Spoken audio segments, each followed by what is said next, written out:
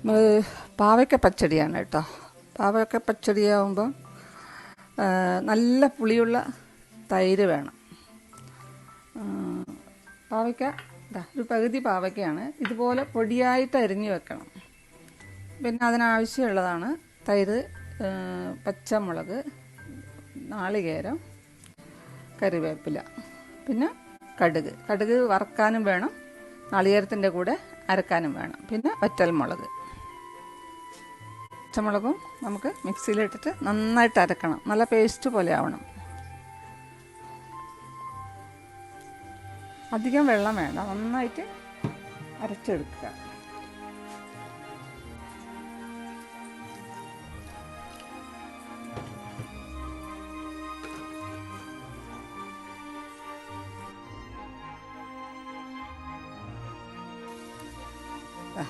അരച്ച നാളികേരം നമുക്ക് തുറന്ന് നോക്കാം. നന്നായിട്ട് അരഞ്ഞിട്ടുണ്ട്.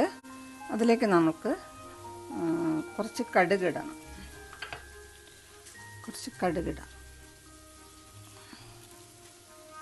എന്നിട്ട് ഒന്നുകൂടെ അടിച്ചെടുക്കാം.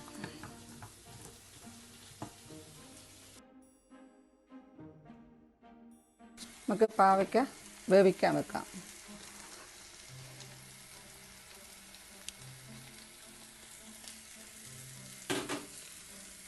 അതിലേക്ക് ആവശ്യമുള്ള വെള്ളം ഒഴിക്കുക.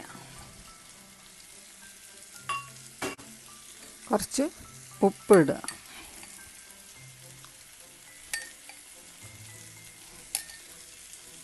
എന്നിട്ട് കുറച്ച് വേവുമ്പോൾ നമുക്ക് തൈരും ഇതൊക്കെ ഇതിനകത്ത് മിക്സ് ചെയ്യാം. പാവയ്ക്ക വെന്തിട്ടുണ്ടോ എന്ന് നോക്കാം. നന്നായിട്ട് വെന്തിട്ടുണ്ട്. ഇത് തണുത്തിട്ട് ശേഷം നമുക്ക് തൈര് ഒഴിക്കാം. പാവയ്ക്ക തണുത്തിട്ടുണ്ട്. അത് ഒരു അരിപ്പയിലിട്ടിട്ടുണ്ട് ഞാൻ. അത് വെച്ചാൽ വെള്ളം വേണമെങ്കിൽ അത് നമുക്ക് പ്രസ് ചെയ്ത് ആ വെള്ളം അങ്ങോട്ട് കളഞ്ഞാൽ കുറച്ച് കയ്പ്പ് കുറയുമല്ലോ. അതിലേക്ക് നമ്മൾ എടുത്ത് വെച്ച് തൈര് ഒഴിക്കുക.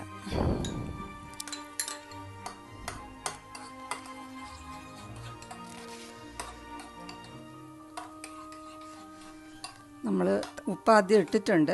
ഇനി വേണമെങ്കിൽ നമുക്ക് നോക്കിയിട്ട് ഉപ്പിട്ടാൽ മതി.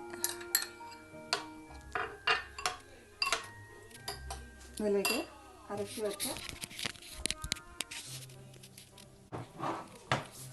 അരച്ച് വെച്ച നാളികേരം ഇടുക.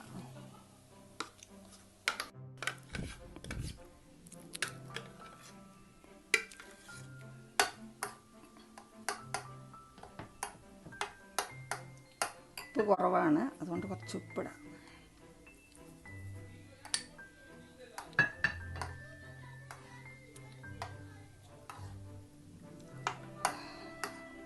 രണ്ട് കറിവേപ്പില ഇതിലിടാം.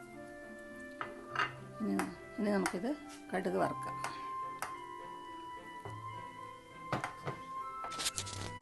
കടുക് വറുക്കാനാണ് വെളിച്ചെണ്ണ.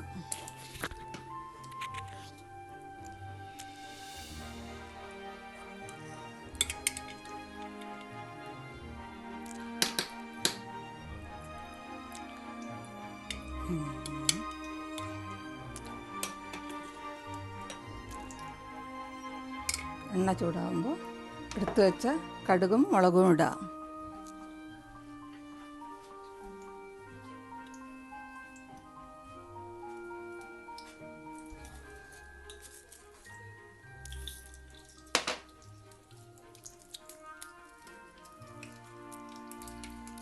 കുറച്ച് കറിവേപ്പിലയും.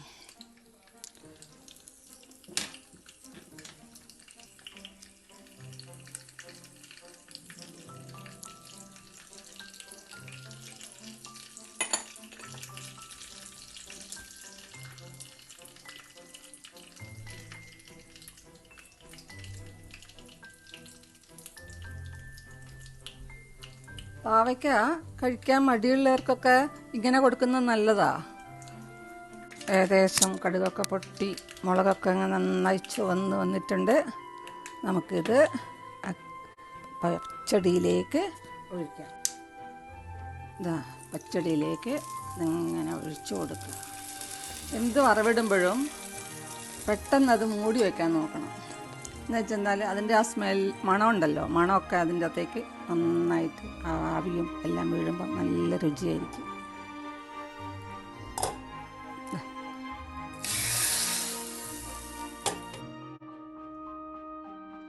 ഈ വരും ഓണത്തിന് എല്ലാവരും പാവക്ക പച്ചടി ഉണ്ടാക്കി നോക്കിയിട്ട് താഴെ അഭിപ്രായം രേഖപ്പെടുത്തണേ. ഈ ചാനൽ സബ്സ്ക്രൈബ് ചെയ്യാനും ബെൽ ബട്ടൺ പ്രസ് ചെയ്യാനും മറക്കരുത്.